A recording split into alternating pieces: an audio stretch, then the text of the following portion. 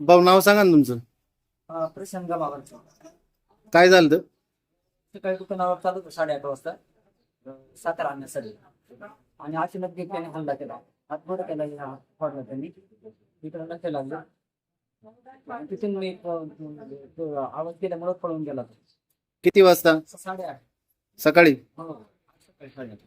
मग घरापाशी आला होता का? घराच्या समोर पुढच्या बाजूला रस्त्याला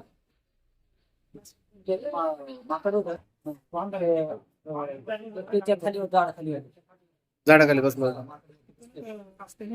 या जायचा रस्ता तिथूनच गेला. मग याच्या आधी दिसला होता का कधी?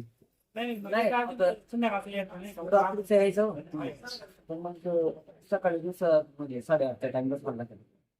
कोण कोण होतं त्यावेळेस? कोण नाही एकटाच होता दुकानावर चालेल साखर आणण्यासाठी.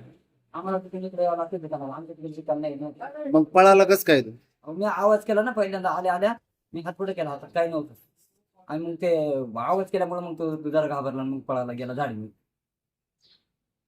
अजून मी तिथं पळत सुटलो घरी. मी आवाज देत होतो पण तिथं कोणीच नव्हतं शेजारी. कुठं कुठं अजून कुठं कुठं जखम झाली? इकडे पाठणीला इकडे नख्या लागले.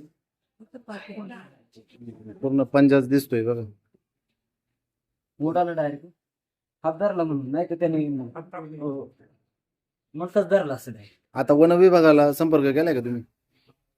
नाही आम्ही जाणार आहे आता चालू दवाखान्यातच चालू